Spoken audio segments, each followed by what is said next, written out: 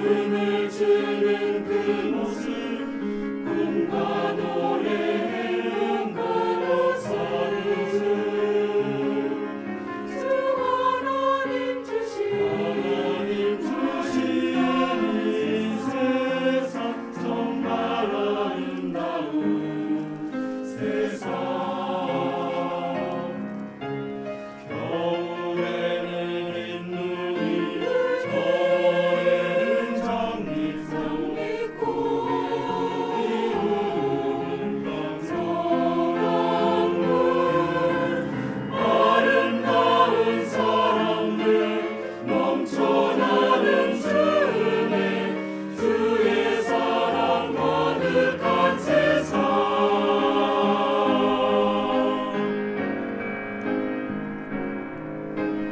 아름다운 심포니 온 세상 가득하나 오 놀랍고도 신비로워라 주 하나님 주신 이 세상 놀랍고 놀라워 주가 만드신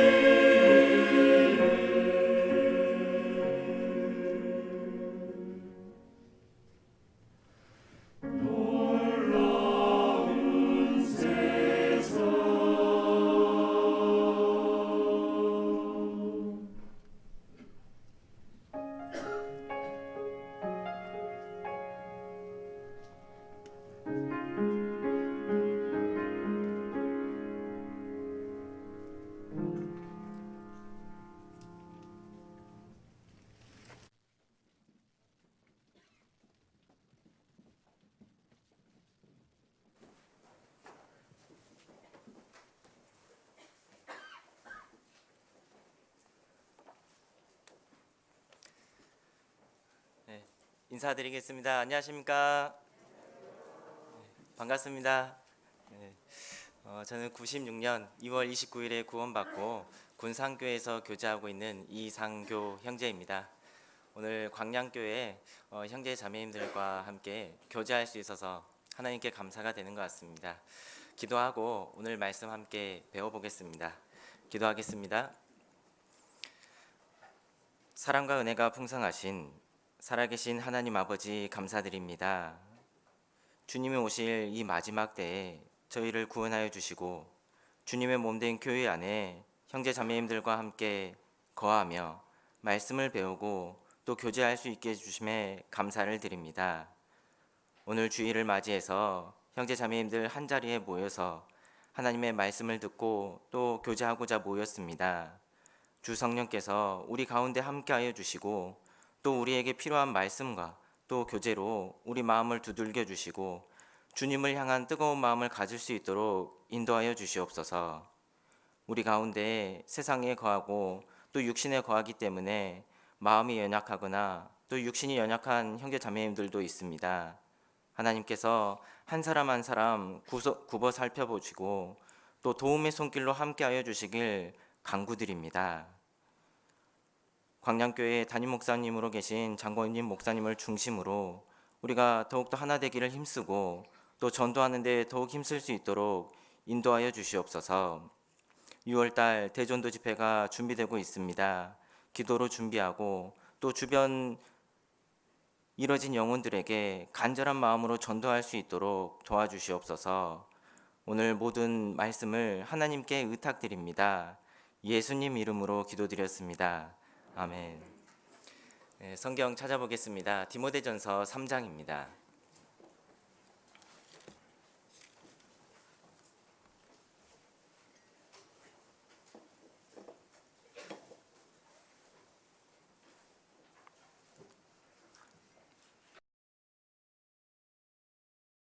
(3장) 14절 15절 말씀입니다. 찾으셨으면 함께 읽어보겠습니다. 내가 속히 내게 가기를 바라나 이것을 내게 쓰는 것은 만일 내가 지체하면 너로 하나님의 집에서 어떻게 행하여야 할 것을 알게 하려 함이니 이 집은 살아계신 하나님의 교회요 진리의 기둥과 터이니라. 네, 오늘 말씀의 주제는 하나님의 집입니다. 좀 집을 생각해 보면 요즘 우리나라에서 대출 없이 집을 사는 거는 거의 꿈만 같은 일인 것 같습니다. 예전에 이렇게 차를 타고 쭉 지나가는데요. 어떤 이제 고층 아파트를 많이 짓고 있는 곳을 지나가는 일이 있었습니다. 그때 어떤 분이요, 저렇게 집들이 많이 있는데 나는 이 땅에 집 한 채 없다, 이렇게 좀 유머스럽게 이야기한 것을 들었습니다. 우리가 자기 이름으로요 집 하나 장만하는 것도 굉장히 어려운 일이잖아요. 그런데 사실 그리스도인들에게는요 각각 개개인 자가집을 가지고 있습니다. 우리의 집이 무엇일까요? 어디에 있는 집이죠? 천국에 있는 집이잖아요. 지금 당장 눈에는 보이진 않지만요, 우리는 분양권을 받아두고 입주하기만을 기다리는 그런 사람들입니다. 그리고 그 집이요 작을까봐 좀 걱정하지 않아도 될 것 같습니다. 예수님께서 요한복음 14장에요 내 아버지 집에 거할 곳이 많다 이렇게 말씀하셨습니다. 그러니까 평수가 작을까봐요 걱정하지 않아도 된다는 말이잖아요. 입주 날짜가 언제냐면 주님 오실 때, 우리가 천국에 갈 때 그때요 그 집을 보게 될 겁니다. 그리고 그 집을 보면서 우리는 영원히 즐거워하고 또 하나님께 감사하게 될 겁니다. 그래서 혹시 우리가요 이 땅에서 좀 집이 좀 작고 내 마음에 들지 않는 집이 있다고 하더라도요, 영원한 세계에 내 집이 있다는 것을 생각하고 좀 위안도 삼고 위로도 되었으면 좋겠습니다. 하나님의 집을 생각해 보면 천국에도 있지만 이 땅에도 있습니다. 오늘은 이 땅에 있는 하나님의 집에 대해서 좀 생각해 보고 우리가 어떤 모습으로 이 하나님의 집에 거해야 될까, 그것까지 좀 함께 생각해 보겠습니다. 우리가 교회 안에 거하고 있잖아요. 이제 교회 안에 거하면서 제일 많이 듣는 말 두 가지를 선정하라면 뭘까 좀 생각해 봤습니다. 제가 생각을 해봤는데 첫 번째는 뭐냐면 전도 집회 때마다 항상 듣는 말이잖아요. 구원받아야 된다. 그 말은요 아무리 강조해도 지나침이 없는 것 같습니다. 그리고 두 번째, 우리가 교회 안에서 많이 듣는 말이 무엇일까 생각해 보면 붙어 있어라, 교회 안에 거해야 된다, 내 안에 거하라, 이 말씀이라고 생각됩니다. 그래서 구원받은 이후에 우리가 신앙생활하는 데 있어서요 성경에서 딱 한 구절만 남겨봐라 한다면 내 안에 거하라, 이 말씀이라고 생각이 됩니다. 초대교회에 있어서 많은 일들이 있었는데요, 그 중에 큰 사건이 있다면 스데반의 순교라고 할 수 있습니다. 그 초대교회에 스데반이 순교하면서 어떤 일이 있었냐면요, 교회에 큰 핍박이 일어났습니다. 그래서 예루살렘에 있던 그 많은 성도들이요 뿔뿔이 이곳저곳 다 흩어지게 되었습니다. 그래서 그 성도들 중에 안디옥으로 가가지고 거했던 형제 자매님들이 있었던 거예요. 그래서 그 형제 자매님들이 안디옥에 있는 이방인들에게 전도를 하게 됐습니다. 그랬더니 놀랍게도요 유대인들만 구원받는 게 아니라 이방인들도 구원받게 되었습니다. 그 사람들이 이제 구원받은 사람들이 많으니까요 예루살렘 교회에 요청하는 거예요. 여기 구원받은 사람들이 많다, 좀 와서 말씀 좀 해주면 좋겠다, 이렇게 요청을 했습니다. 그래서 그 안디옥을 위해서요 예루살렘 교회에서 이제 전도자를 파견하는 거잖아요. 파견했습니다. 누가 갔냐면 바나바가 갔습니다. 그 바나바가요 그 안디옥에 있는 처음 구원받은 그리스도인들에게 가서 뭐라고 말했냐면 굳은 마음으로 주께 붙어 있으라, 이렇게 말했습니다. 한번 찾아보겠습니다. 사도행전입니다. 사도행전 11장입니다.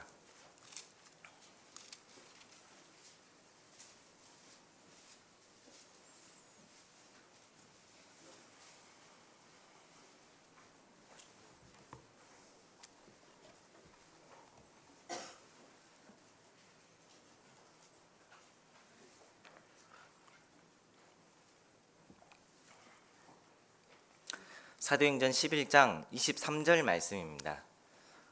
제가 읽어드리겠습니다. 저가 이르러 하나님의 은혜를 보고 기뻐하여 모든 사람에게 굳은 마음으로 주께 붙어 있으라 권하니. 이 말씀을 보면 여기에 굳은 마음이라고 되어 있잖아요.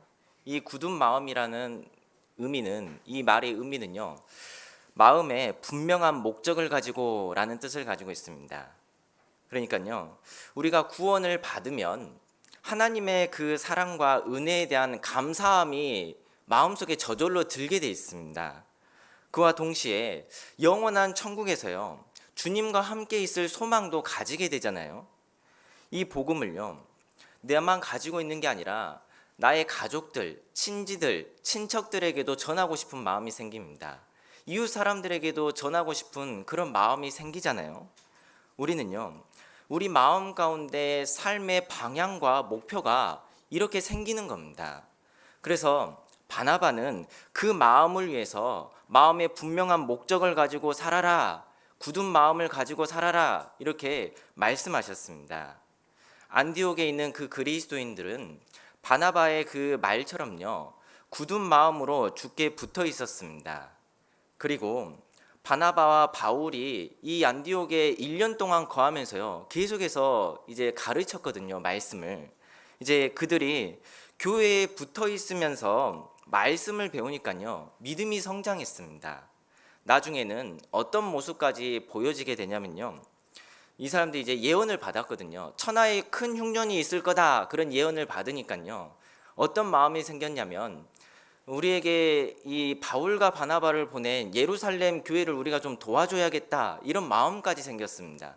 그래서 그들은 이제 부조를 모아가지고 예루살렘 교회를 도와주는 그런 일까지 생겼습니다. 25절, 26절 말씀 보겠습니다.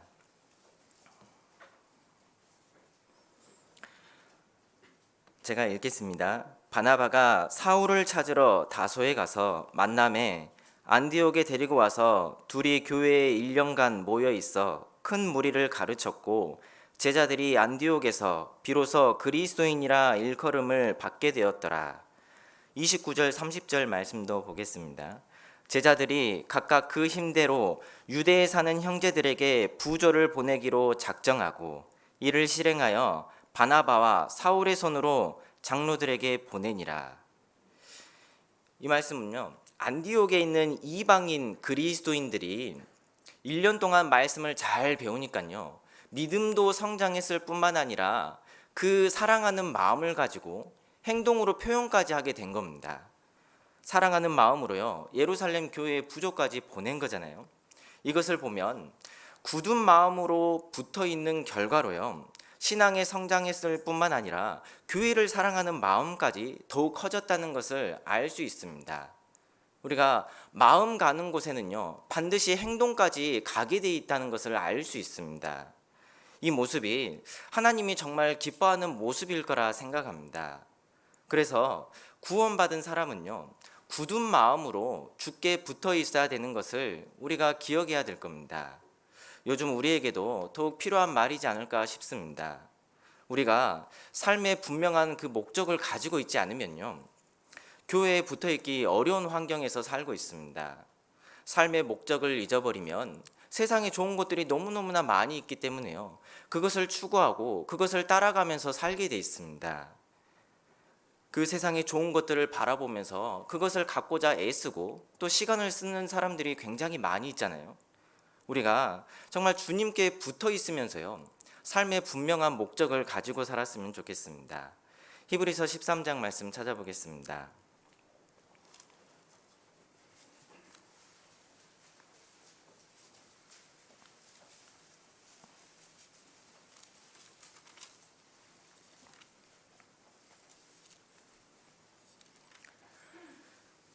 히브리서 13장 8절 9절 말씀입니다.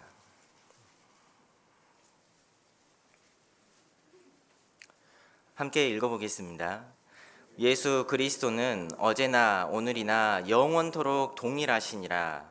여러 가지 다른 교훈에 끌리지 말라. 마음은 은혜로서 굳게함이 아름답고 식물로서 할 것이 아니니 식물로 말미암아 행한 자는 유익을 얻지 못하였느니라. 이 말씀을 살펴보면 세상에 여러 가지 교훈들이 많이 있습니다. 그런데 세상의 교훈들을 생각해 보면 시간이 지나면요, 이게 완전히 180도 바뀌기도 하잖아요.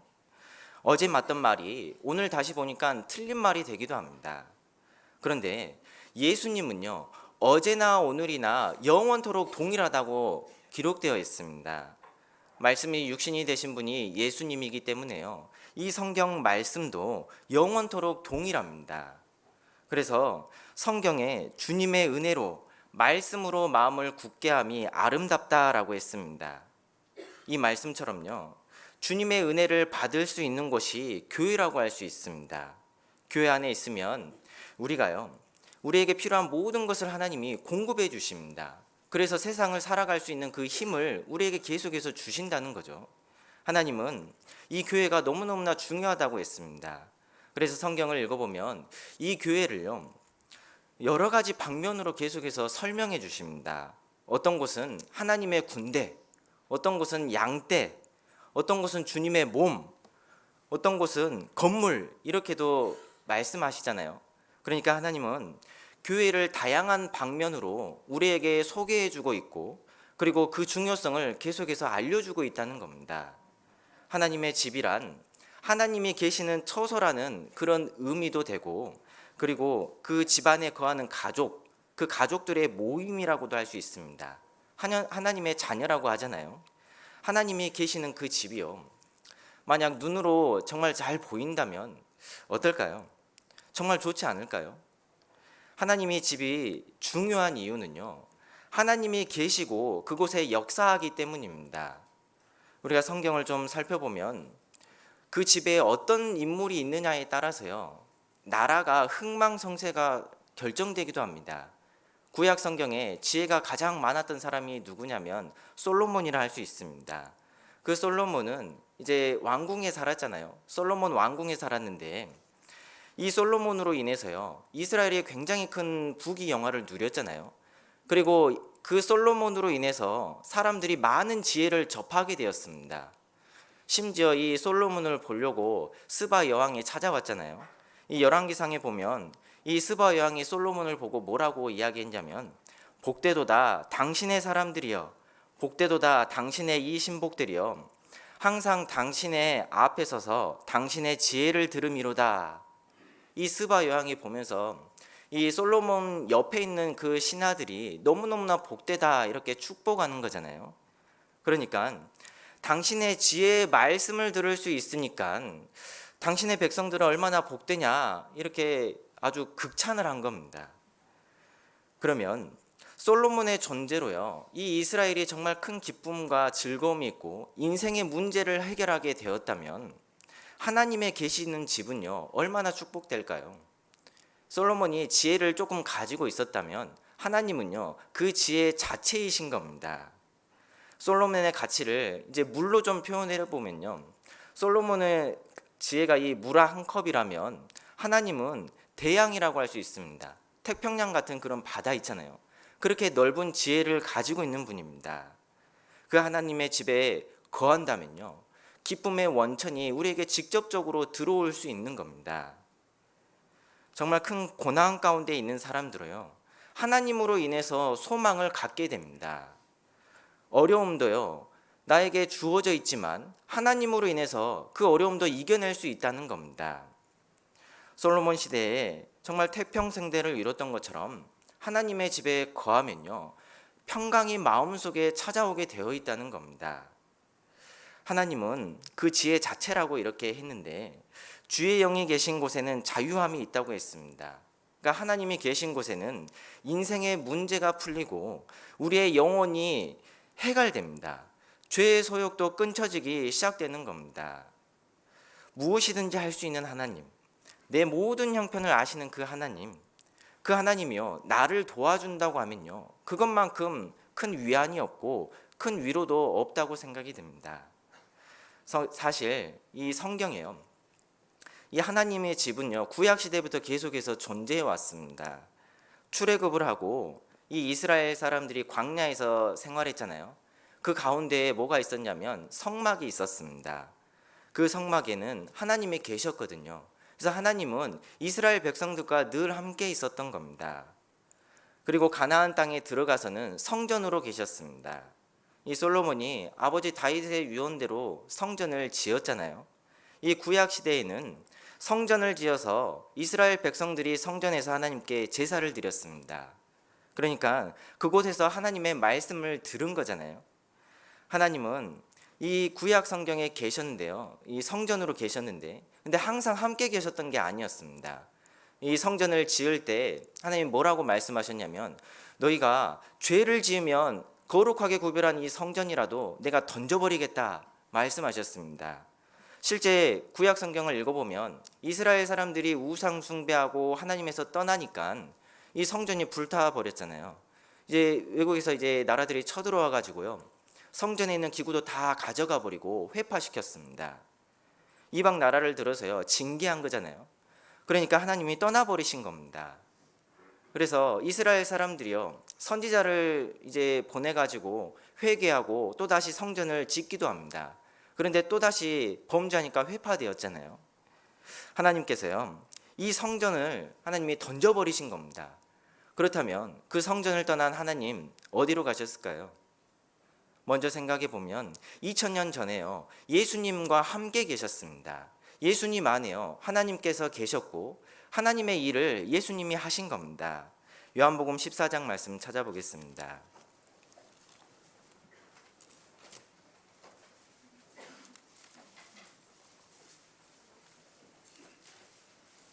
요한복음 14장 10절 말씀입니다.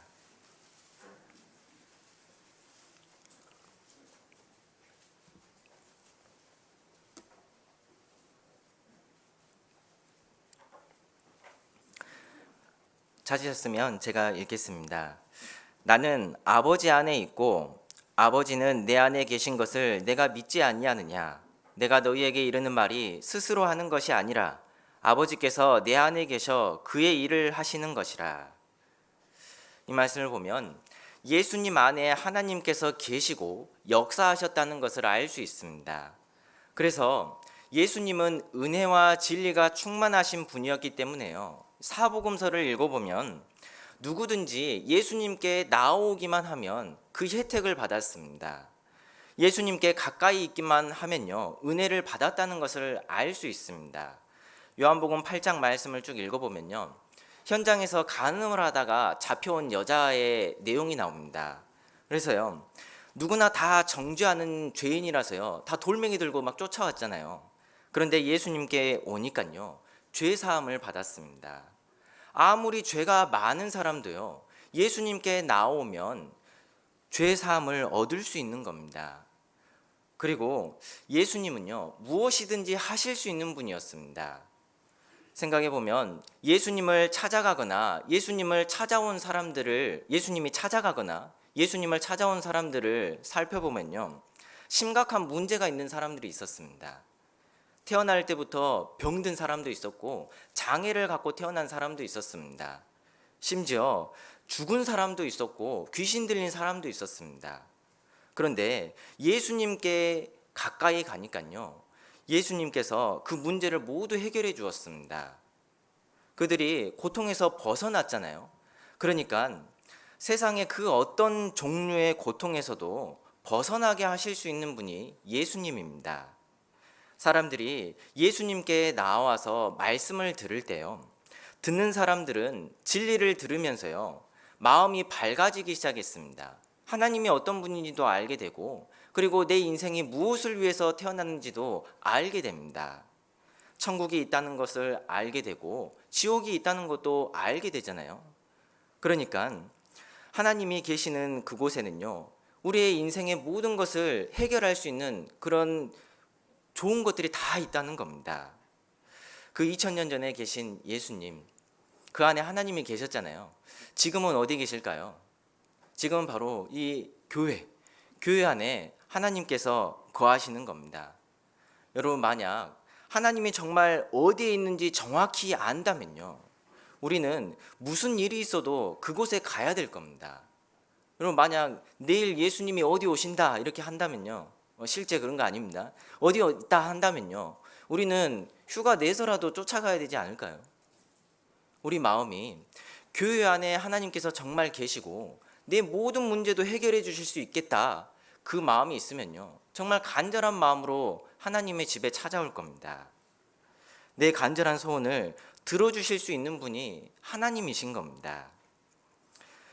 그 세계에서 가장 영향력 있는 사람이 누가 있냐면 워렌 버핏이 있잖아요. 이 워렌 버핏은 굉장히 유명한 사람입니다.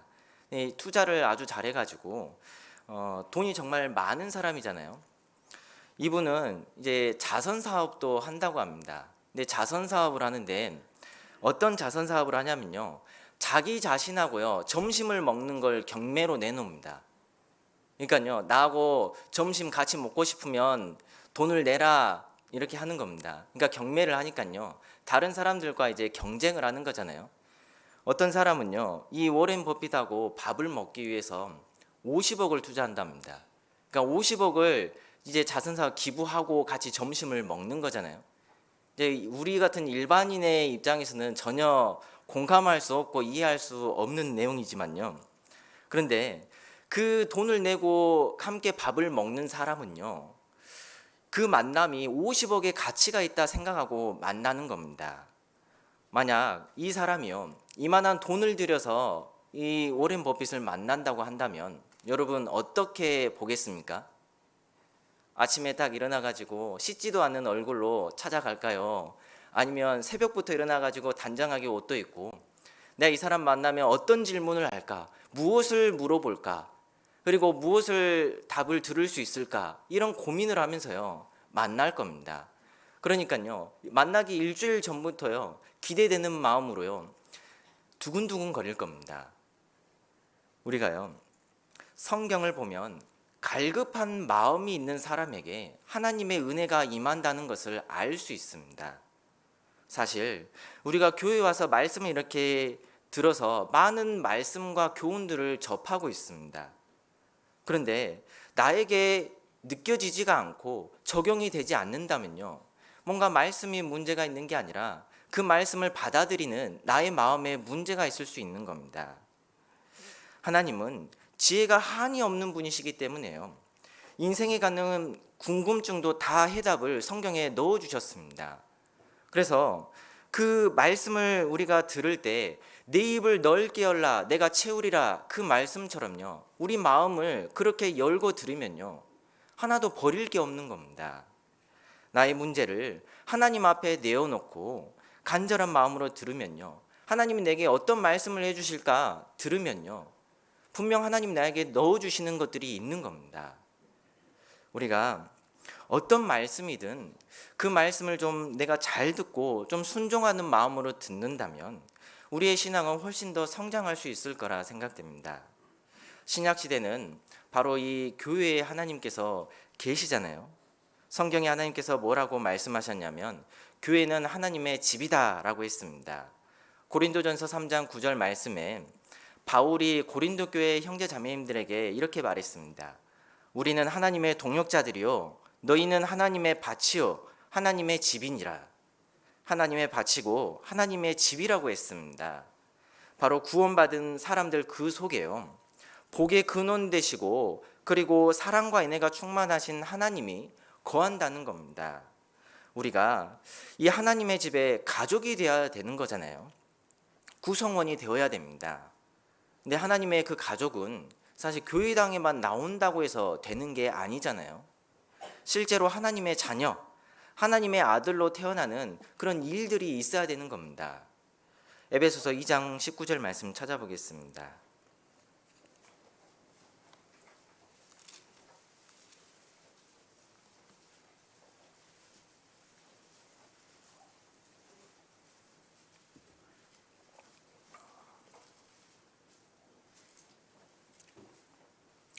에베소서 2장 19절 말씀 찾으셨으면 제가 읽겠습니다.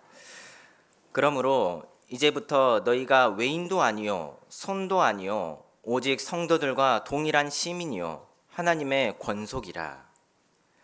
여기 이 말씀에 하나님의 권속이라는 말씀이 있습니다.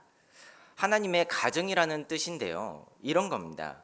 가정을 구성하는 개개인이 한 명 한 명이 모여서 가족이 되고 가정이 된다 이 말이라고 할 수 있습니다.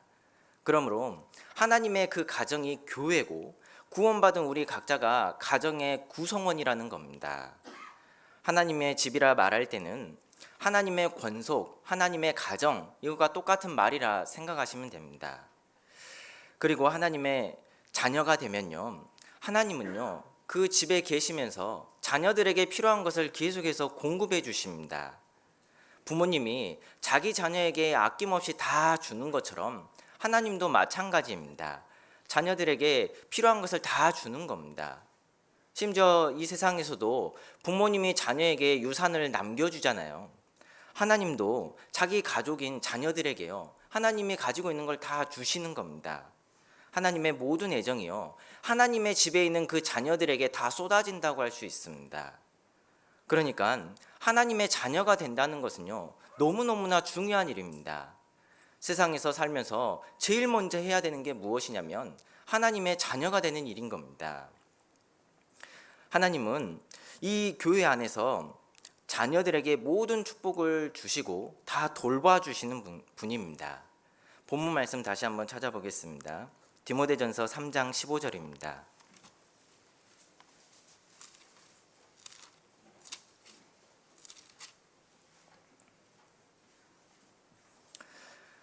디모데전서 3장 15절 말씀 다시 한번 함께 읽어보겠습니다.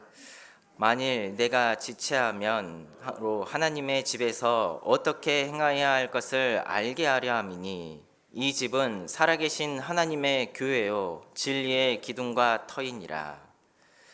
방금 읽은 말씀에 하나님이 어떤 분인지에 대해서 나와 있습니다. 그리고 말씀에 하나님은 단지 계신다 이렇게 돼 있는 게 아니라요, 살아계신다 이렇게 기록되어 있습니다. 살아계신 하나님의 집이요. 여러분, 계시는 것과 살아계신다는 것은요 굉장히 큰 차이가 있습니다. 살아계신다 이 말은요, 살아서 두루 역사하신다 그런 의미입니다. 능력이 있다는 겁니다. 영국에 가면요, 영국에 총리가 있잖아요. 그리고 총리 말고 또 여왕이 있습니다. 근데 그 영국 여왕은요, 실제로 영국에 있지만 영국을 통치하는 그런 힘은 없습니다. 나라의 여왕이니까요, 우대는 해줍니다. 대우는 해주지만 실제 권력은 가지고 있지 않는 겁니다. 그러니까 상징적인 존재라고 이렇게 할 수 있잖아요. 그런데 하나님은요, 이런 상징적인 존재로 계시는 게 아닌 겁니다. 하나님은 살아계셔서 두루 역사하시는 능력 있는 분인 겁니다. 부모님은 가정에 계시면서요 그냥 계시는 게 아닙니다. 자녀가 밖에 나갈 때 되면요, 옷을 입혀주고 제대로 뭔가 챙겨갔나 이렇게 챙겨주잖아요. 마찬가지로 하나님은 우리 각자의 영혼을 다 보시고 돌보고 만져주시는 겁니다. 문제가 있으면 뭔가 해결해 주려고 하시는 분인 거예요. 고린도후서 6장 말씀 찾아보겠습니다.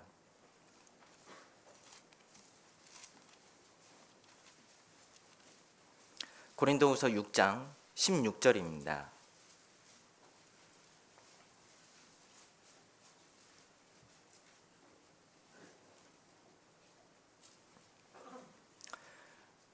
찾으셨으면 제가 읽겠습니다. 고린도후서 6장 16절입니다. 하나님의 성전과 우상이 어찌 일치가 되리요? 우리는 살아계신 하나님의 성전이라. 이와 같이 하나님께서 가라사대 내가 저희 가운데 거하며 두루 행하여 나는 저희 하나님이 되고 저희는 나의 백성이 되리라 하셨느니라. 여기 하나님께서 저희 가운데 두루 행한다 이렇게 말씀하셨습니다. 하나님께서는 구원받은 사람들 속에 계시고 두루 역사하시는 분인 겁니다. 그 말은요, 한 명도 다 빠짐없이요 하나님의 가족들은 다 만져주신다는 의미입니다. 그러니까 하나님은 두루 행하시는데 어떤 식으로 두루 행하시냐면 하나님의 자녀답게, 하나님의 백성답게, 구원받은 사람답게 다듬어 가신다는 겁니다. 바꿔 가신다는 거죠. 하나님은 창조자이시기 때문에요, 우리 각자 자신을요 얼마든지 하나님의 걸작품으로 만들어 주실 수 있습니다. 우리는 그의 만드신 바라 그리스도 예수 안에서 선한 일을 위하여 지으심을 받은 자라고 했습니다. 그러니까요, 선한 일을 위해서 하나님께서 계속해서 바꿔가는 그런 일들이 있다는 겁니다. 우리는 교회에 붙어 있으면서요 하나님께서 말씀으로 양육해 주시고 걸작품으로 바꿔가는 그런 모습을 보게 될 겁니다. 우리 각자 자신이 나는 뭔가 변하는 게 없는데요 생각할지 몰라도요, 점점점요 하나님께서 변화시켜 가시는 겁니다. 교회 안에 거할 때요. 그래서 우리 각자가 온전한 사람이 되고 그리스도의 장성한 분량이 충만한 데까지 이를 거다 하나님께서 말씀해 주셨습니다. 다시 본문 말씀 찾아보겠습니다. 디모데전서 3장입니다.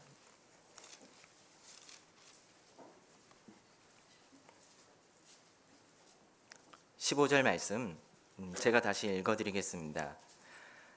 만일 내가 지체하면 너로 하나님의 집에서 어떻게 행하여야 할 것을 알게 하려 함이니. 네, 거기까지 보면요, 하나님은 우리가 교회 안에서 영적으로 성숙하기를 원하신다는 것을요, 이 말씀을 통해서 그 마음을 좀 느낄 수 있을 것 같습니다. 그러니까 하나님은 하나님의 집에서 어떻게 행해야 될 것을 우리가 알기를 원하신 겁니다. 여러분, 아이가 태어나면요, 부모님은 그 아이가 젖만 잘 먹어도요 너무너무나 좋아합니다. 아이가 트름을 해도 좋아하고 방귀를 껴도 좋아합니다. 대변을 봐도 황금변 봤다고 막 좋아하잖아요. 살아 움직이기만 해도요 감격스럽고 기쁘기도 합니다. 요한복음 16장 21절 말씀에요, 여자가 해산하게 되면 그때가 이르렀으므로 근심하나 아이를 낳으면 세상에 사람 난 그 기쁨을 인하여 그 고통을 다시 기억지 않는다 했습니다. 그러니까 그 여자가 잉태해서 아이 낳는 고통이 굉장히 큰데 아이를 낳고 키우면서요 그 고통을 잊어버린다는 겁니다. 기쁨이 있다는 거예요. 사람 난 기쁨이 그렇게 크다고 합니다. 부모님은 아이가 태어나서 자기 아이가 기어가도요 너무너무나 좋아합니다. 그리고 돌쯤 되면 이제 일어나잖아요. 뭔가 기둥 붙잡고 딱 일어나서 한 발자국 앞으로 떼기만 해도요 정말 좋아합니다. 세 발자국 걸음마를 해도 좋아하고, 우리가 그 아이가 뭔가 밥을 잘 먹는 모습만 봐도 좋아하는 겁니다. 그런데요, 시간이 지나면 어떨까요? 그 아이가요 5년이 지나고 10년이 지났습니다. 먹고 자고 배설하는 걸로요 부모가 만족할까요? 그렇지는 않습니다. 그 아이가 부모라면요 마땅히 보여줘야 할 모습을 보이기를 원합니다. 말을 하기도 원하고, 그 아이가 엄마 아빠에게 뭔가 좀 즐겁게 해주는 걸 원하기도 합니다. 그리고 말을 또 고운 말을 하기도 원하잖아요. 그래서 우리가 학교에도 보내고 뭔가 공부하기도 원하고 하는 겁니다. 인성교육도 받아서 오기를 원하는 거예요. 예절이 바른 아이를 부모님은 당연히 원하는 겁니다. 더 자라서 아이가 성인이 되어서 한 사람의 몫을 할 때요 그 부모님은 더없이 즐거움을 느낍니다. 이것과 마찬가지로 하나님의 집에서도요 영적인 아이가 태어나면요 막 태어난 아이가 옹알이하고 젖도 먹는 것처럼 주일 말씀에 나오고 수요 말씀에 나오는 것을 보고 즐거워합니다. 그리고 더 나아가서 구역 모임에, 각절 회별 모임에 나가서 교제를 하잖아요. 그래서 이분 구원 받았습니다, 앞에 나와서 인사 한번 해주세요 해가지고 나와서 인사를 합니다. 근데 나오는데 너무너무 막 떨리는 마음으로 말도 제대로 못합니다. 저 누구입니다 이렇게 인사하고, 이번에 구원 받았습니다 이렇게 하고 인사하고 갑니다. 그런데요 그것을 바라보는 우리 마음은 어떤가요? 너무너무나 즐겁잖아요. 더듬더듬 거리면서 말하는 그 모습이요 우리 마음을 감동시키는 겁니다. 한 사람의 영혼이 태어나면 우리 마음 가운데도 즐거움이 있다는 거죠. 그런데 시간이 지나면요 이제 그것만으로 만족할 수가 없는 겁니다. 구원받았다면 스스로 말씀을 읽는 것으로도 즐거워야 되고, 그리고 하나님의 뜻이 거룩이기 때문에 거룩한 모습을 위해서 고통스럽지만 나의 잘못된 습관을 버리는 것도 필요합니다. 죄를 멀리하는 그 모습도 필요하고, 그러는 과정에서 교제에 나와서 그런 나의 잘못된 모습을 구별하는데 간증하기도 합니다. 우리는 그런 간증을 통해서요 서로 위로가 되기도 하고 힘을 받아서 또 즐겁게 신앙생활을 할 수도 있는 겁니다. 그리고 신앙이 점점 더 성장하면 교회 안에서 봉사도 하게 되고 형제 자매님들과 하나가 되어서 전도하는 일에도 힘쓰는 것도 배우는 겁니다. 그래서 이런 모든 것을 보면요, 하나님은 우리가 하나님의 집에서 어떻게 행할 것을 알기를 원하시는 겁니다. 남아있는 시간은 우리가 하나님의 집에서 어떻게 행할까 좀 생각해 보겠습니다. 첫 번째로, 교회의 머리로 계신 분이요, 주님이기 때문에 하나님을 경외하고 높여야 됩니다. 우리가 교회 안에서 누가 가장 높은 곳에 계실까 생각하면요, 하나님이 가장 높은 곳에 계시잖아요. 사람이 사는 집에도요, 질서가 있습니다. 위아래가 있습니다. 직장도 마찬가지죠. 상사가 있습니다. 기본적인 질서는 어느 곳에든 있고 거기에 합당한 자세와 마음가짐이 필요합니다. 삶의 모습이 필요한 겁니다. 마치 왕궁에 왕이 살고 있는데 그곳은 왕의 법도와 질서에 맞춰서 사람들이 움직이는 것처럼 우리가 어떤 곳에 가든지요, 그곳에 높은 사람이 있으면 있을수록 조심스럽게 행동하게 됩니다. 그렇다면요, 세상 모든 만물의 아버지이신 하나님이 계시는 그 하나님의 집은요, 더 큰 주의가 필요하다는 겁니다. 아이가 태어나고 어릴 때에는 아버지에게 다가가서요, 턱에 있는 수염을 막 잡아당기기도 합니다. 근데 어리니까요, 짓궂게 그렇게 장난쳐도요, 용납해 줄 수 있습니다. 그런데 20살이 되고 30살이 됐습니다. 30살이 됐는데 아버지에게 가서요, 수염 이렇게 잡아당기고 있습니다. 그러면 어떻게 생각할까요? 버릇없는 사람, 못 배운 사람 이렇게 취급당할 겁니다. 마찬가지로 우리는요, 우리 삶의 주관자 되시는 그 하나님에 대해서 알면 알수록 하나님을 경외하는 그 모습이요, 마땅한 모습인 겁니다. 우리 개인의 삶 속에서도 하나님은 주관자 되시는 게 분명하잖아요. 전도 집회 때 인류의 역사를 움직여 가시고 역사하시는 분이 하나님이시라는 것을 우리는 배웁니다. 그런데 신앙생활을 하다 보면요, 내 개인의 인생도 하나님이 주관해 주시는 분이라는 것을 분명하게 느끼게 됩니다. 우리가 시간이 지나면 지날수록요, 하나님이 내 인생의 주관자라는 것을 분명하게 알게 되고 하나님을 더욱더 경외하는 것이 우리가 마땅히 보여야 될 모습일 겁니다. 우리는 생활 가운데서 하나님을 경험하면서요, 점점점 더 겸손해집니다. 여러분, 하나님은 우리 개인의 삶뿐만 아니라요, 교회의 머리로도 계시는 분입니다. 그래서 하나님을 경외한다는 것은 무엇일까 좀 생각을 해보게 되는데요, 제가 이걸 좀 묵상하면서 좀 뭘 보게 됐냐면, 제가 아이가 2명이 있거든요. 2명이 있는데 첫째가 아들입니다. 근데 첫째가 아들임인데 이제 가끔 저한테 놀아달라고 막 하거든요. 그래서 남자 아이라서요, 놀아줄 때 주로 몸으로 막 놀아달라고 이렇게 이야기합니다. 그래서 어떤 놀이를 하냐면요, 늑대놀이 합니다. 이게 잡기놀이 하는 거죠. 그리고 장난감 가지고도 놀자고 합니다.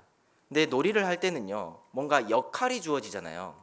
그러니까 늑대놀이를 할 때요, 누가 늑대 할 것 같습니까? 예, 제가 항상 늑대가 되어가지고요, 잡으러 가야 됩니다. 그리고 장난감을 가지고 놀 때도요, 제가 악당이 돼야 됩니다. 제 본인이 주인공 해야 되는 거잖아요. 그러니까 뭔가 주인공, 좋은 것은 아들이 해야 된다, 자기가 본인이 해야 된다, 이런 마음을 가지고 있습니다. 이것을 보면 교회 안에서 나의 역할과 주님의 역할도 있습니다.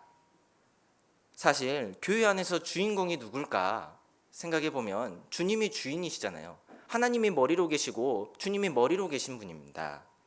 우리가 하나님을 존경하고 경외한다면 교회의 머리로 계시는 그 주님을요, 주인공으로 내세워야 됩니다. 그리고 우리는 그 옆에서요, 주인공을 더욱더 빛나게 해주는 그런 조연의 역할을 해야 됩니다.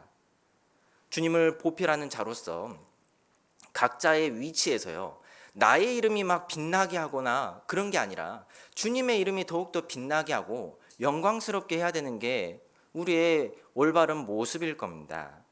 그래서 특별히 우리가요, 마음으로 하나님을 좀 경외했으면 좋겠습니다. 우리가 마음으로 주님을 경외하고 높이면요, 주님께서 정말 기뻐하십니다. 잠언 23장 26절 말씀에 내 아들아 내 마음을 내게 주며 내 눈으로 내 길을 즐거워할지어다. 하나님께서요 진짜 기뻐하는 마음이 어떤 마음이냐면 내 마음을 하나님께 드리는 것, 그것을 하나님이 정말 기뻐하시는 겁니다. 우리가 그런 마음으로 신앙생활을 하면요 내가 좀 다른 사람보다 좀 더 잘 못나 보여도요 조금 인정받지 못하더라도요 큰 문제가 되지 않습니다. 나보다 다른 사람이 좀 더 높임을 받아도 그분을 통해서 주님의 이름이 영광스럽게 될 것을 생각하고 기도하게 됩니다. 시기 질투보다는요 감사하는 마음이 더 많이 들 수 있는 겁니다. 우리가 마음으로요 주님을 주인공으로 정말 높였으면 좋겠습니다. 그리고 우리가 하나님의 집에서 행해야 될 것 두 번째는 주님이 머리로 계시는 교회의 지체로서요 순종하는 모습을 보이면 좋겠습니다. 가정에서 자녀의 자세는요 부모에게 순종하는 모습입니다. 그렇잖아요. 그리고 회사에서도 직장 부하는요 직장 상사에게 순종하는 모습을 보여야 됩니다. 종과 상전의 관계에서도 종에게는요 상전에게 순종하는 그 모습을 요구해야 합니다. 가정에서 아내는 남편에게 순종하는 모습이 아름다운 것처럼 교회, 하나님의 집인 이 교회 안에서도요 우린 가정보다 더 큰 순종이 필요하다는 것을 생각해야 될 겁니다. 에베소서 5장 말씀에 교회가 그리스도에게 하듯 아내들도 범사에 그 남편에게 복종하라 이렇게 기록되어 있습니다. 그러니까요 가정보다 더 큰 곳이 교회잖아요. 그러니까 더 많은 순종이 필요하다는 것을 우리가 알 수 있습니다. 우리가 주님의 말씀에요 순종하고 때로는 복종도 필요하다는 것을 듣습니다. 교회 안에 정말 하나님께 누가 귀하게 쓰임 받냐면, 누가 끝까지 쓰임을 받냐면요 뭔가 더 똑똑하고 능력 많고 재능 많은 분이 아니라 교회 안에 순종하고 주님과 함께하는 그 사람이요 끝까지 하나님과 함께하는 겁니다. 하나님께서 계속해서 쓰시는 겁니다. 이 구약 성경에 사울 왕이 대표적으로 많이 나오는 말씀이 뭐가 있냐면 사울이 불순종하잖아요. 이게 불순종의 대명사가 돼버렸습니다. 그러니까 이 사무엘이 전쟁하는 데 와서 제사 드리고 축복해 주기를 원했는데요 기다리다 못해서 불순종했습니다. 자기가 막 제사를 드려버린 거잖아요. 그러니까 뭐라고 사무엘이 이야기했냐면 순종이 제사보다 낫고 듣는 것이 수양의 기름보다 낫다고 유명한 말씀을 했습니다. 그러니까요 사울의 결국은 우리가 잘 알고 있지 않습니까? 멸망이었습니다. 하나님께 버림받았습니다. 우리가 이런 사건을 통해서도요 개개인의 삶에 적용해 볼 수 있는 것 같습니다. 우리가 하나님께서 교회를 통해 일하시는 것을 기억하고 순종의 길을 걷는 게요 마땅한 모습일 겁니다. 그리고 하나님의 집에서 행해야 될 것 세 번째는 거룩해야 됩니다. 하나님의 집이 거룩한 곳이기 때문에요 그 구성원으로 있는 우리 각자 개개인이요 거룩한 모습을 보여야 될 겁니다. 예수님께서 십자가에서 돌아가시기 전에요 기도하셨습니다. 그 기도하는 내용들이 성경에 잘 기록되어 있잖아요. 그 내용을 좀 생각해 보면 기도의 내용이요 세상에서 그리스도인을 바로 천국에 데려가 주십시오 이렇게 기도 안 했습니다. 세상에서 천국으로 곧장 안 가지만 이 세상에서 하나님께서 맡겨주신 이 사람들이 거룩하게 살기를 기도했습니다. 요한복음 말씀 찾아보겠습니다. 요한복음 17장입니다.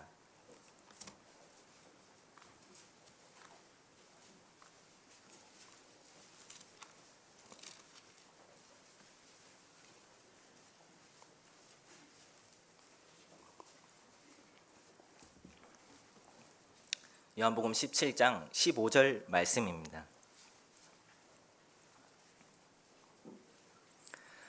찾으셨으면 17절까지 함께 읽어보겠습니다.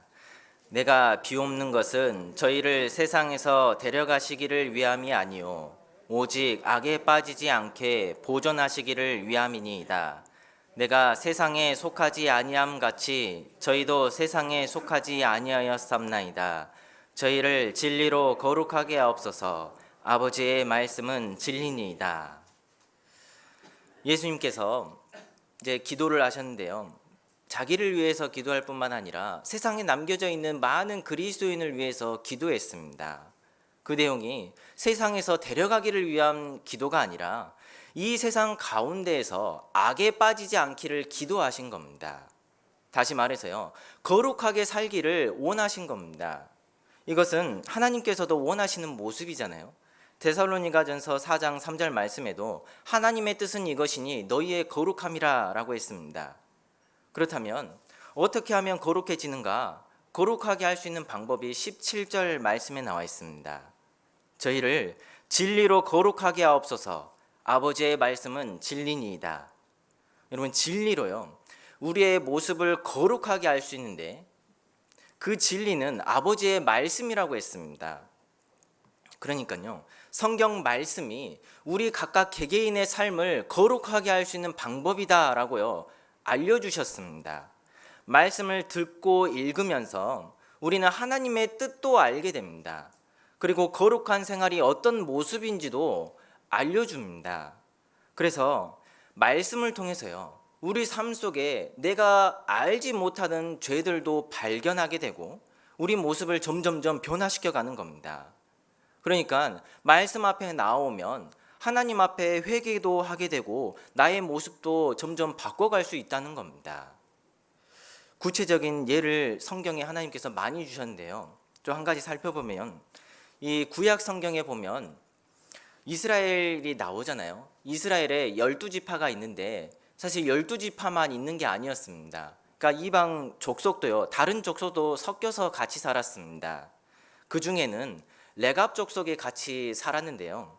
이 레갑 족속이 어떤 사람들이냐면 이제 모세가 이스라엘을 애굽에서 출애굽하잖아요. 출애굽을 하고 광야로 들어가기 전에 자기 장인을 만납니다. 장인의 이름이 이드로잖아요. 그래서 그 이드로의 가족입니다. 자기 처남을 전도하거든요. 그래서 이스라엘 족속하고 우리 함께 가자 이렇게 전도합니다. 결국은요, 막 간절한 말로 이렇게 막 전도하거든요. 그 말씀 한번 찾아보겠습니다. 민수기 10장 말씀입니다.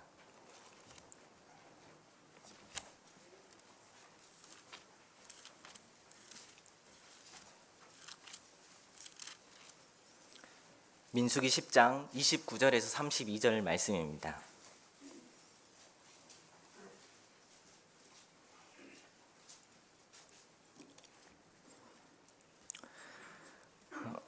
민수기 10장 29절부터 32절까지 제가 천천히 읽어드리겠습니다.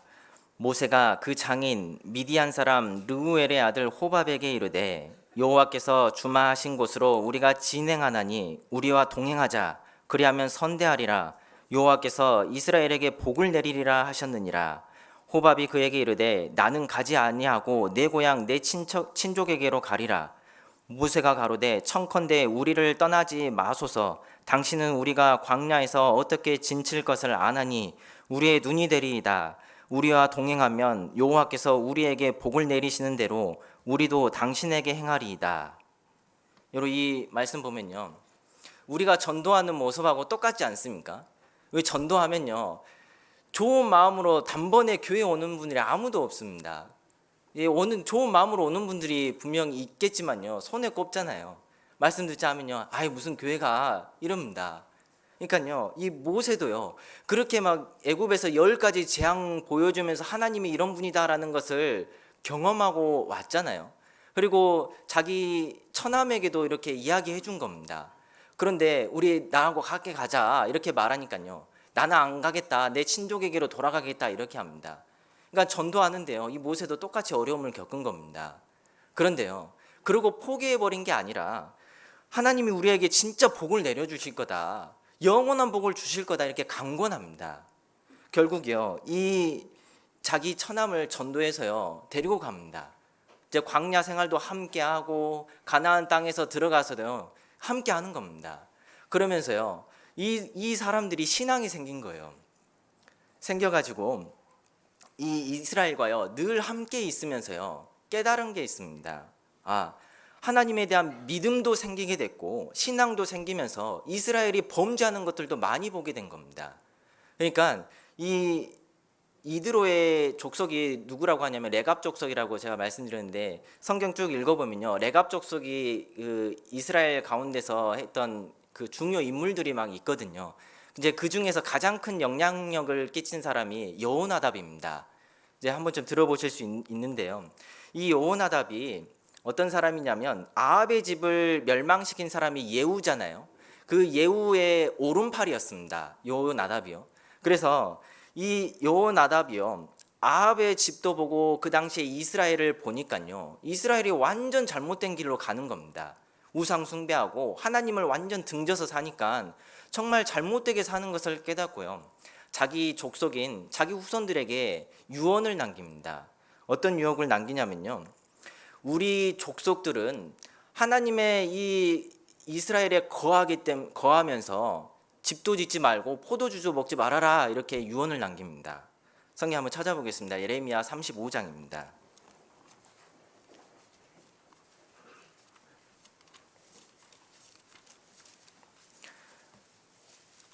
예레미야 35장 5절 말씀입니다.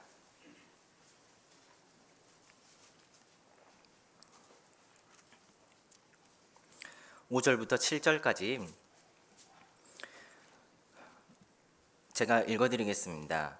내가 레갑 족속 사람들 앞에 포도주가 가득한 사발과 잔을 놓고 마시라고 나매 그들이 가로되 우리는 포도주를 마시지 아니하겠노라. 레갑의 아들 우리 손주 요나답이 우리에게 명하여 이르기를 너희와 너희 자손은 영영이 포도주를 마시지 말며 집도 짓지 말며 파종도 하지 말며 포도원조 되배치 말며 두지도 말고 너희 평생에 장막에 거처하라. 그리하면 너희의 우거하는 땅에서 너희 생명이 길리라 하였으므로. 여러분, 여기서 요나답은 여호나답입니다. 요나답을 빠르게 10번 하면 요나답이 나오는 것 같습니다. 그래서 요나답이 됐다는 건 아니고요, 이 예레미야가요, 레갑 자손을 불러가지고 이 상황을 생각해 보면 포도주를 앞에 딱 내어놓는 겁니다. 내놓고 이거 마셔라, 술 마셔라, 이렇게 말하는 거예요. 그런데 이 레갑 자손들이요, 뭐라고 대답을 하냐면 요나답의 유언을 들면서 이 포도주를 안 먹습니다. 그러니까 우리에게 주어져 있는 유언을 우리는 그대로 지금 따르고 있으니까 이거 못 먹겠습니다, 이렇게 말하는 겁니다. 그러니까 예레미야를 통해서 왜 이런 사건을 성경에 기록하게 했고 이스라엘 사람들에게 이 모습을 보여줬냐면요, 그 당시 이스라엘 사람들이 심각했거든요. 그러니까 죄에 심각하게 빠져 있고 하나님에게서 떠나 있으니까요, 특별 진단을 내린 겁니다. 공부를 전혀 안 하는 학생에게요, 선생님이 모범생을 데리고 오는 겁니다. 모범생 데리고 와서 야, 너는 좀 이 학생 좀 절반만이라도 좀 닮아봐라, 이렇게 말하는 것과 같습니다. 그러니까요, 이 여호나답의 유언을 좀 들여다보면 영영이 포도주를 마시지 말고 집도 짓지 말고 파종도 하지 말고 포도원조 되배치 말고 평생에 장막에 거하라, 이렇게 말했습니다. 근데 생각해 보면요, 여러분, 자녀들에게 유언을 남겨주면 어떤 유언을 남겨주고 싶습니까? 좀 공부도 많이 해가지고 좀 성공해라, 이렇게 알려주고 싶잖아요. 그런데요, 좀 이 여호나답이 남겨준 이 유언은요, 뭔가 좀 이상합니다. 집도 짓지 말고 뭔가 건물도 짓지 말고 평생에 장막에 거하라고 하는 겁니다. 그러니까 이스라엘에서 장막에 거하는 사람은 어떤 사람들이냐면 양치는 목자들입니다. 그러니까 뭔가 세상적으로 성공과는 동떨어진 이야기를 하는 겁니다. 이 여호나답이 왜 이렇게 이야기를 했을까 생각해 보면요, 이스라엘이 부와 귀가 있으니까 하나님을 떠난 것을 보게 된 겁니다. 그러니까 뭔가 세상에서 성공한 사람들이 하나님을 더 잘 섬겨야 되는데 더 안 섬기는 겁니다. 그래서 멸망의 길로 막 빠져가는 것을 보니까 아, 우리 집은 멸망하면 진짜 안 되겠다 하고 유언을 그렇게 남긴 겁니다. 우리가요, 요나답의 이런 유언을 통해서도요, 교훈받을 수 있습니다. 그러니까 자기 집안 사람들을 어떻게 하면 좀 거룩하게 할 수 있을까, 하나님을 떠나지 않게 할 수 있을까, 이런 큰 고민을 했을 겁니다. 여기 나와 있는 이 포도주, 영영이 포도주 마시지 말라, 이렇게 돼 있는데요, 호세아 4장 11절 말씀을 보면 음행과 묵은 포도주와 새 포도주가 마음을 빼앗느니라 이렇게 되어 있습니다. 그러니까 우리는 우상 숭배가요 영적 음행이라고 배웠습니다. 하나님 도 섬기고 우상 도 섬기는 것은요 죄인 겁니다. 우리에게 적용시켜 보면 하나님보다 세상을 사랑하는 것, 세상과 짝하는 것도요 우상 숭배라고 할 수 있습니다. 포도주는 즐거움인데 묵은 포도주, 옛날부터 가지고 있는 내 즐거움이 있고 죄성들이 있습니다. 그리고 새로운 포도주는 세상에서 새롭게 주는 즐거움들이 있습니다. 세상에 주는 새로운 즐거운 것들이 있잖아요. 죄들이 있습니다. 그런 것들이 마음을 빼앗는 겁니다. 이런 것들이 우리의 절제의 삶을 깨트리고 마음과 정신을 흐리게 만드는 겁니다.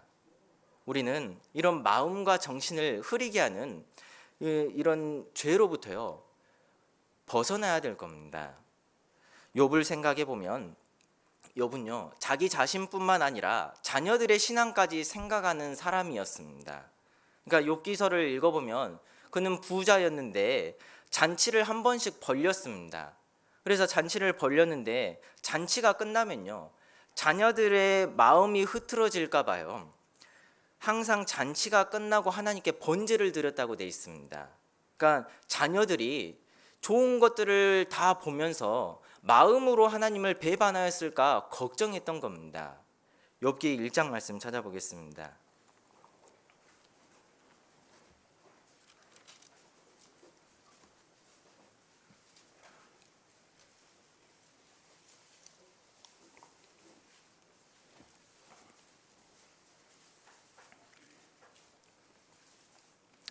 욥기 1장 4절 5절입니다. 제가 읽어드리겠습니다. 욥기 1장 4절 5절 말씀입니다. 그 아들들이 자기 생일이면 각각 자기의 집에서 잔치를 베풀고 그 누이 셋도 청하여 함께 먹고 마심으로 그 잔치날이 지나면 욥이 그들을 불러다가 성결케 하되 아침에 일어나서 그들의 명수대로 번제를 드렸으니 이는 욥이 말하기를 혹시 내 아들들이 죄를 범하여 마음으로 하나님을 배반하였을까 함이라. 욥의 행사가 항상 이러하였더라. 욥의 행사가 항상 이러하였다라고 했잖아요. 그러니까 욥은요 자기의 신앙뿐만 아니라 자기에 속한 가족들을 위해서도요 계속해서 생각했다는 겁니다. 그래서 계속해서 그 자녀들의 마음을 위해서 하나님께 번제를 드렸다고 하잖아요. 자녀들도 그 번제에 함께 참여하게 한 겁니다. 근데 이와 반대로요 야곱은 그렇지 못했습니다. 야곱이요 삼촌 라반을 이렇게 떠나가지고 이제 가족을 이끌고 숫곳이라는 곳에 찾아왔습니다. 근데 거처를 그곳에 삼았는데요 그곳은요 생각해 보면 세상과 가까이 있는 곳이었습니다. 그러니까 딸 디나가 그 세상의 좋은 문물을 보러 구경하러 갔다고 했거든요. 그래서 그 땅의 여자를 구경하러 갔다가 강간당하는 사건이 기록되어 있습니다. 여러분 이 사건이 왜 발생했을까요? 조금 생각해 보면 야곱은요 하나님에 대한 그 믿음도 있었고 신앙도 있었습니다. 그래서 세상과 좀 가까이 있어도 나 자신을 지킬 수 있다 이런 마음이 있었던 거죠. 그런데 자녀들은요 그렇지 못했다는 겁니다. 그 후에 이 자녀들이요 이 자기 자녀가 강간당하고 이런저런 사건들을 보면서 이 하나님에 대한 하나님께서 나에게 징계했다는 것으로 생각하게 됩니다. 그래서요 하나님과 관계를 다시 회복하는 그런 일을 가졌는데 숫곳에서요 베델로 옮겼습니다. 하나님께 제사 드리려고 간 거잖아요. 그리고 거기에서 하나님을 경외했습니다. 모든 은사 등을 다 버리고요 자기 가족들에게 뭐라고 이야기하냐면 자기 자신을 정결케 하고 의복을 바꾸라고 이렇게 명합니다. 창세기 35장 말씀 찾아보겠습니다.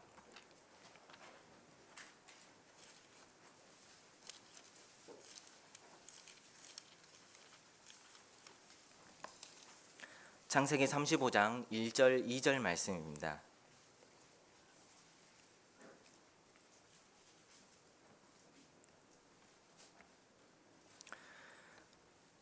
창세기 35장 1절 2절 말씀 제가 읽겠습니다. 하나님이 야곱에게 이르시되 일어나 베델로 올라가서 거기 거하며 내가 내 형 에서의 낯을 피하여 도망하던 때에 내게 나타났던 하나님께 거기서 단을 쌓으라 하신지라. 야곱이 이에 자기 집 사람과 자기와 함께한 모든 자에게 이르되 너희 중에 이방 신상을 버리고 자신을 정결케 하고 의복을 바꾸라. 이 말씀을 좀 생각해 보면 야곱이 이 모습을 보여준 거는요, 세상과 구별된 생활을 해야 된다는 교훈을 받을 수 있습니다. 요나답이 자기 후손들에게요, 포도주 먹지 말라 한 것도 이와 같다고 할 수 있습니다. 그리고 나머지 유언을 좀 말씀드리면요, 집도 짓지 말고 파종도 하지 말고 포도원도 재배치 말고 평생의 장막에 가라. 이것은 이 땅에 마음 두고 소망 두고 살지 말고 나그네처럼 살면서 천국 바라보면서 살아라, 이렇게 말하는 것과 같습니다. 요나답은 자기의 후손들까지요, 세상과 구별되고 거룩하게 살기를 원했습니다. 이것을 실체화해서 이제 유언으로 이제 남겨준 거잖아요. 그러니까요, 이 레갑 자손이요, 이 거룩한 생활을 몇 년 동안 유지했냐면 300년이 넘게 이것을 유지했습니다. 그러니까 그 안에 거하면서 이제 별로 대우는 못 받았겠죠. 그러지만 하나님에 대한 그 믿음은 계속해서 가지고 있었기 때문에요, 이스라엘이 멸망하는 과정에도 하나님께서 이 사람들을 축복해주고 영광스럽게 해준 게 있었던 겁니다. 여러분, 하나님 앞에 갔을 때요, 이런 것들 다 기억나지 않을까요? 그리고 이 레갑 자손을 누가 전도했냐면 모세가 전도했습니다. 하나님께서 이 모세도 진짜 칭찬해 주었을 겁니다. 내가 전도했던 이 사람이 점점점 이렇게 변해서 많은 사람들에게 영향을 끼쳤다. 이것은요, 모세에게 영광이 되는 겁니다. 우리에게도 맡겨져 있는 영혼들이 많이 있습니다.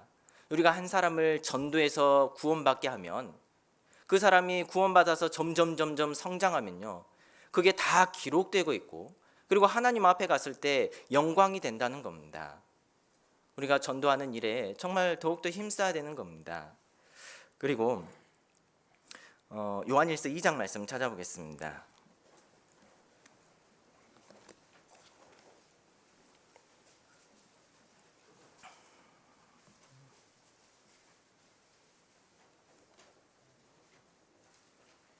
요한일서 2장 15절 16절 말씀입니다.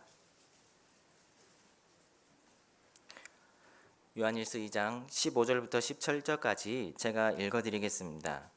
이 세상이나 세상에 있는 것들을 사랑치 말라. 누구든지 세상을 사랑하면 아버지의 사랑이 그 속에 있지 아니하니 이는 세상에 있는 모든 것이 육신의 정욕과 안목의 정욕과 이생의 자랑이니 다 아버지께로 쫓아온 것이 아니요 세상으로 쫓아온 것이라.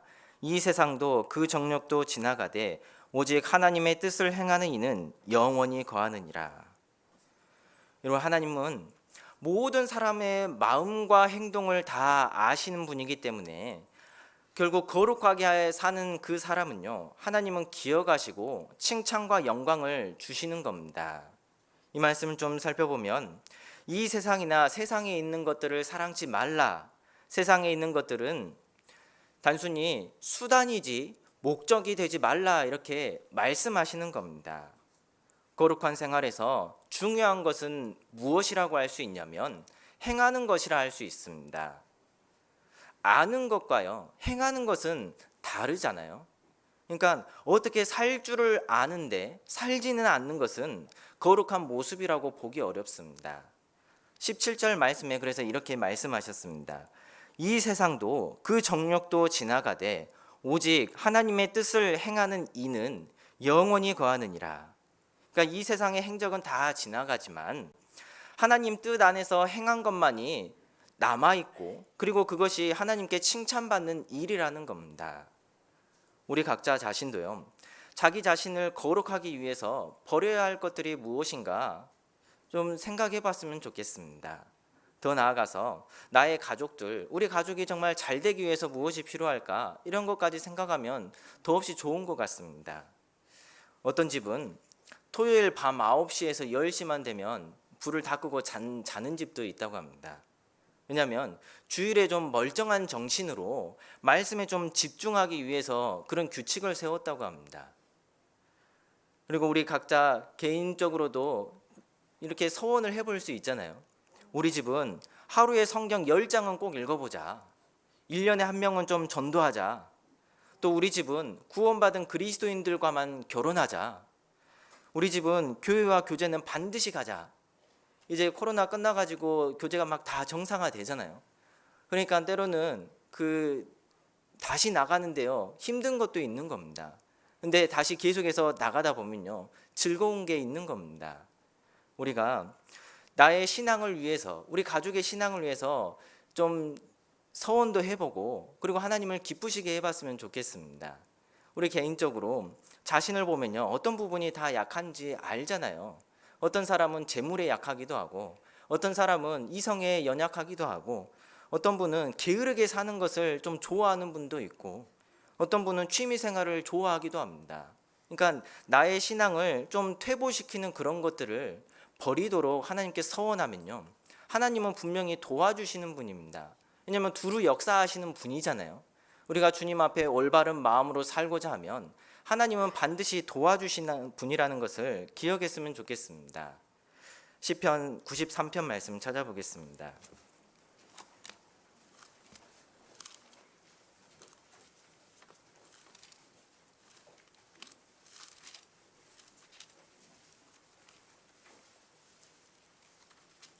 시편 93편 5절 말씀입니다.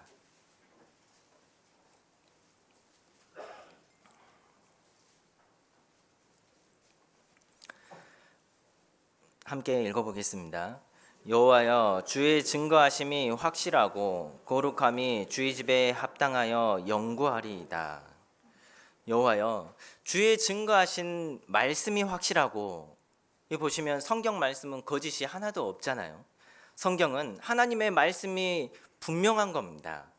그리고 주의 집에는 거룩함이 합당하여 영구하리이다. 영구하리이다. 이 말은요, 과거에도 거룩함이 중요했고, 현재도 거룩함이 중요하고, 앞으로도 중요하고, 영원히 중요한 게 거룩함이다. 이 말씀입니다. 우리가 구약이든 신약이든요, 말씀을 읽어보면 자기 자신을 깨끗하게 하고 거룩하게 살았던 사람은요, 다 하나님께 쓰임받았고 하나님께서요, 높여줬습니다. 주의 증거하심이 확실하다면 우리 개인의 거룩함이요, 주의 집에 합당하다는 겁니다. 그래서 교회 안에서요, 자기를 죄에서 구별하는 것이 중요하고 계속해서 말씀을 배우는 게 중요하다고 할 수 있습니다. 말씀을 계속 듣고 배우면서 읽으면서요, 물로 씻는 것 같이 우리의 마음을 계속해서 씻는 게 있습니다. 말씀을 계속 배우는 사람은요, 세상 가운데에서 나갔다 들어오면 세상에 더러운 것들이 묻었더라도요, 말씀을 듣고 읽는 가운데에서 다시 자기 마음을 씻어내는 겁니다. 그래서 내가 이렇게 살아야지, 그런 다짐을 계속해서 하는 겁니다. 우리가 교회에서 세상에서 묻은 그 더러운 것들을 말씀으로 씻는다, 그렇게 생각하고요, 항상 말씀 앞에 나왔으면 좋겠습니다. 그리고 하나님의 집에서 행해야 될 것 네 번째는요, 교회는 하나님의 집이기 때문에 하나님은 서로 사랑하기를 원하십니다. 요한일서 5장 말씀 함께 찾아보겠습니다.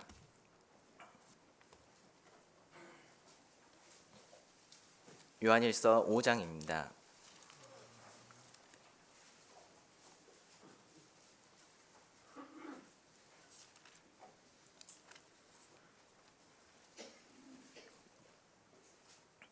요한일서 5장 1절 말씀 제가 읽어드리겠습니다. 예수께서 그리스도이심을 믿는 자마다 하나님께로서 난 자니, 또한 내신 이를 사랑하는 자마다 그에게서 난 자를 사랑하느니라. 여러분, 이 말씀에서 내신이라고 돼 있는데요, 내신이는 하나님을 말합니다. 그래서 하나님을 사랑하는 자마다 하나님에게서 난 자를 사랑하느니라, 이렇게 읽어도 똑같습니다. 하나님을 사랑하는 자는 하나님의 자녀들을 사랑한다고 했습니다. 그래서 우리가 교회 안에 붙어 있으면 붙어 있을수록 형제 자매님들이 정말 귀하다는 것도 알게 되고, 신앙의 동역자와 교제하면서요, 사랑하는 마음이 생기는 겁니다. 그리고 예수님께서 새로운 계명을 주셨잖아요. 서로 사랑하라 라고 하셨습니다. 이것은 아주 중요하기 때문에 새로운 계명이다 라면서 주신 거잖아요. 사실 우리가 교회 안에 거하지 않으면요, 이 말씀이 그렇게 중요하진 않을 겁니다.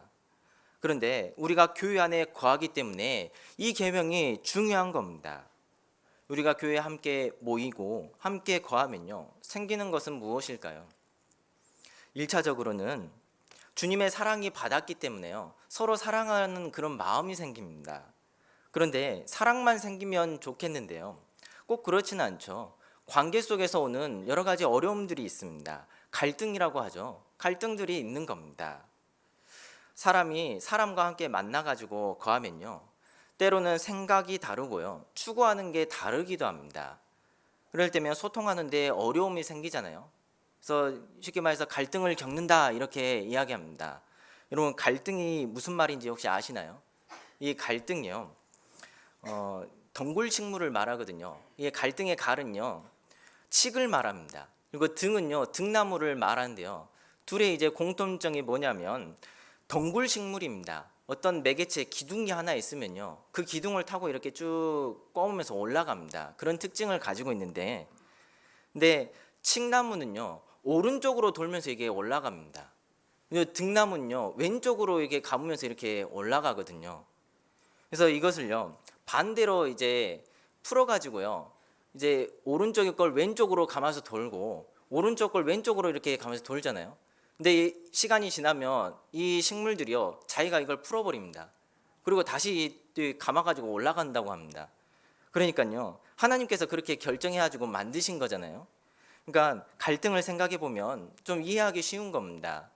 우리가 교회 안에 붙어 있다 보면 서로의 생각이 다르고 충돌되기도 합니다. 그래서 이제 그러다 보면은 때로는 마음에 미운 마음도 생기잖아요. 근데 갈등을 겪는 그런 상황이 왔을 때요, 우리가 어떻게 행동해야 될까 좀 깊이 생각하면 좋겠습니다. 성경에 하나님께서 그 마음을 확장시키지 말고 서로 사랑하라라고 말씀하셨습니다. 성경을 읽어보면 하나님의 사랑이요, 계속해서 어떤 사건들을 통해서 보여주고 계십니다. 구약 성경에 나와 있는 하나님의 가장 큰 사랑은 무엇이냐면 대속죄일로 나타났습니다. 이스라엘 사람들이 1년에 한 번씩 대속죄일에 어린 양을 잡았잖아요. 그러니까 대속죄일을 이제 히브리 말로 하면요, 욤키푸르라고 합니다. 그러니까 욤이라는 그 말은요, 날입니다. 키푸르는요, 이게 뭐 덮는다 이런 의미를 가지고 있거든요. 그래서 대속죄일은 덮는 날입니다. 무엇을 덮는 날이냐면 허물을 덮는 날이고 죄를 덮는 날입니다. 하나님이 우리의 죄를 용서하신다는 것을요, 기본적으로 피를 덮어서 용서한다, 이것을 우리에게 알려주셨습니다. 그래서 사랑이 뭐냐면 상대방의 허물을 덮어주는 것, 용서하는 것이라 할 수 있습니다. 잠언 17장 9절 말씀에도 허물을 덮어주는 자는 사랑을 구하는 자라고 했습니다. 사랑은 덮어주는 거다라고 생각할 수 있는 겁니다. 교회 안에서도 누가 나한테 잘못된 그 행동이나 말 때문에 상처를 받기도 합니다. 그런데 나의 죄를 하나님이 주님을 통해서 덮어준 것처럼 우리도 사랑하는 마음으로 서로 덮어줬으면 좋겠습니다. 우리가 사랑을 생각해 보면요, 이제 서로 사랑하라라고 이렇게 말씀하셨잖아요. 그러니까 서로라는 그 말을 다시 생각해 보면 혼자만 있는 게 아니고 2명 이상을 이야기한다고 할 수 있습니다. 그래서 서로 사랑이라는 것은 동일한 사랑을 말하지만요, 때와 시기와 사람에 따라서요, 사랑의 방법은 다르다고 할 수 있습니다. 그래서 가정에서요, 남편과 아내가 서로 사랑해야 되지만 서로 사랑하는 방법은 다르잖아요. 서로에 맞춰서 사랑하는 방법이 다른 겁니다. 그리고 부모가 자녀를 사랑하는데 동일한 사랑이지만 자녀의 그 기질에 따라서, 모습에 따라서도 다릅니다. 이제 5가지 사랑의 언어라는 그런 책을 보면요, 어떤 자녀는요, 인정해주고 칭찬하는 것으로 사랑해야 되는 아이가 있다고 합니다. 그리고 어떤 자녀는 몸을 꽉 끌어안아 주면서요, 사랑을 보여줘야 되는 자녀도 있습니다. 어떤 자녀는 선물을 주면 그렇게 사랑을 느끼는 자녀가 있다고 합니다. 또 어떤 자녀는 시간을 함께 보내주는 것으로 사랑을 표현해야 되는 자녀도 있다고 합니다. 그러니까 사랑은요, 표현의 방법이 여러 가지가 있다는 거잖아요. 사람에 따라서도 다 다르다는 겁니다. 우리가 교회 안에서도 사랑의 방법이 있는 겁니다. 사랑은 용서와 섬김이라고 할 수 있잖아요. 교회 안에서도 어떤 분은 사랑의 위로가 필요한 분이 있습니다. 어떤 분은 사랑의 권면이 필요하기도 합니다. 어떤 분은 그 모습 그대로 받아줘야 되기도 합니다. 우리가 이런 것들을 행할 때요, 사랑의 섬김이라고 할 수 있습니다. 우리가 주님이 나를 얼마나 많이 사랑하는지 깨달으면 깨달을수록이요, 우리도 사실 주님을 사랑하게 되어 있습니다. 우리가 기도할 때요, 혹시 주님, 제가 정말 주님 사랑합니다, 이런 기도 해보신 적 있나요? 자, 그렇게 기도하면요, 주님께서요, 마음속에 주시는 그런 충만함들이 진짜 있는 겁니다. 마음을 주님께 드리잖아요. 하나님의 마음도 우리에게 부어주십니다. 그래서 우리가 주님을 사랑하는 그 마음이 크다 보면요, 점점점 자라다 보면 우리도 교회를 사랑하게 돼 있습니다. 형제 자매님들을 사랑하게 되어 있고 형제 자매님들의 허물도 덮어줍니다. 우리가 주님을 사랑하면 교회 안에서요, 섬김의 모습으로 보여지는 겁니다. 그리고 주님은 영혼을 사랑하기 때문에 우리도 동일한 마음으로요, 이뤄진 영혼들에 대한 사랑이 생깁니다. 그래서 우리가 해외에 선교사도 파송하는 이유가 이뤄진 영혼들이 많이 있기 때문에 사랑하는 마음으로 파송하는 겁니다. 거기에 많은 물질이 들어가지만 우리가 희생하는 거잖아요. 우리가 주님을 사랑하는 마음으로요, 교회의 모든 일에 함께 참여하는 그런 그리스도인이 되었으면 좋겠습니다. 마지막으로 하나님의 집에서 행할 것 5번째는요, 하나님의 집에 우리가 충성했으면 좋겠습니다. 모세가 하나님의 집에 충성했다고 했습니다. 히브리서 3장 말씀에 보면 모세는 사환으로 충성했고 예수님은 집 맡은 아들로서 충성했다고 했습니다. 각각 자기 위치에 있어서 하나님 앞에 충성했다고 할 수 있습니다. 하나님께서는 충성된 사람을요, 귀하게 사용하십니다. 귀하게 여기십니다. 이 충성이라는 이 말은요, 이 원어로는 피스토스라고 이렇게 말하는데요, 그 뜻이 뭐냐면 신실한, 신뢰하는, 믿을 만한 이런 의미를 가지고 있습니다. 그러니까 하나님께서는 우리를 신뢰하는 그 마음으로 봉사의 직분도 주셨습니다. 그래서 우리가 교회 일에요, 정말 충성되게 살아야 되는 겁니다. 하나님께서 정말 믿는 마음으로 맡겨주셨기 때문에요, 우리도 그 마음에 보답해야 되는 겁니다. 그래서 하나님께서는 우리가 이 교회 안에서 어떻게 행할 것을 알기를 원하시는데요, 주님이 원하는 대로 우리가 살면요, 하나님께서 마땅히 주시는 그런 축복들이 있는 겁니다. 하나님의 집에 거하는 사람, 그리고 합당하게 행하는 사람은요, 결국 하나님의 축복을 받는다고 할 수 있습니다. 시편 92편 말씀 찾아보겠습니다.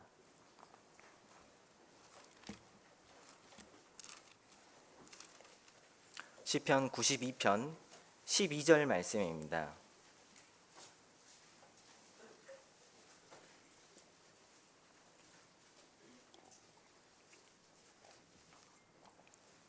시편 92편 12절 13절 말씀입니다. 찾으셨으면 함께 읽어보겠습니다. 의인은 종려나무 같이 번성하며 레바논의 백향목 같이 발육하리로다. 여호와의 집에 심겼으며 우리 하나님의 궁정에서 흥왕하리로다. 여호와의 집에 심긴 의인은 흥왕한다고 했습니다. 그래서 여호와의 집에 심겨 있는 사람, 그리고 하나님 앞에 올바르게 행하는 그런 사람은요, 하나님께 계속해서 공급을 받고 결실하게 된다는 의미입니다. 하나님의 집에 거하는 사람은 하나님의 사랑을 정말 경험할 수 있습니다. 하나님의 집에 거하는 사람은 귀하게 쓰임 받습니다. 하나님의 집에 거하는 사람은 그 안에서 열매를 맺음으로써요, 하나님의 은혜와 영광을 얻을 수 있습니다. 그래서 시편 84편에 보면 하나님의 집에 거하는 것이 다른 곳에서 첫날보다 낫다 이렇게 고백하잖아요. 하나님의 집에 문지기로 있는 게 더 낫다 이렇게 고백합니다. 주의 궁정에서 한 날이 다른 곳에서 첫날보다 나은즉 악인의 장막의 거함보다 내 하나님 문지기로 있는 것이 좋사오니. 그러니까 하나님의 문지기로 있는 게 훨씬 더 내 인생에 이롭고 좋다 이렇게 고백합니다. 이런 고백이 우리 모두의 고백이 되었으면 좋겠습니다. 하나님께서요, 하나님의 집에 거하는 모든 사람에게 좋은 것을 아끼지 않는다고 했습니다. 우리가 그 하나님의 말씀을 믿고 우리가 이 안에 거했으면 좋겠습니다. 오늘 제가 하나님의 집에서 행할 것 5가지 말씀드렸는데요. 첫 번째, 하나님을 경외하라. 두 번째, 하나님의 집에서 순종하자. 세 번째, 우리의 삶을 거룩하게 하자. 네 번째, 하나님의 집에서 서로 사랑하자. 그리고 5번째, 하나님의 집에 충성하자. 우리가요, 이런 5가지를 행하면서 주님을 더욱더 기쁘게 하고 하나님께 사랑을 더 많이 받았으면 좋겠습니다. 기도하고 마치겠습니다. 사랑이 많으신 하나님, 감사드립니다. 오늘 주일로 광양교회 형제자매님들 함께 모여서 말씀을 듣고 교제할 수 있게 해주심에 감사를 드립니다. 우리 마음 가운데 주님을 주인으로 섬기고 또 교회 안에 뿌리를 깊게 박아서 하나님을 기쁘시게 하는 그리스도인이 될 수 있도록 도와주시옵소서. 6월 달에 대전도 집회가 기도로 준비되고 있습니다. 그 모든 일에 우리가 합심해서 선을 이루고 또 광양에 이뤄진 많은 영혼들이 구원받는 역사가 일어나도록 인도하여 주십시오. 우리 가운데 주님께서 깊이 역사하셔서 주님을 더욱더 많이 사랑할 수 있도록 인도하여 주십시오. 남은 시간 주님께 의탁드립니다. 예수님 이름으로 기도드렸습니다. 아멘.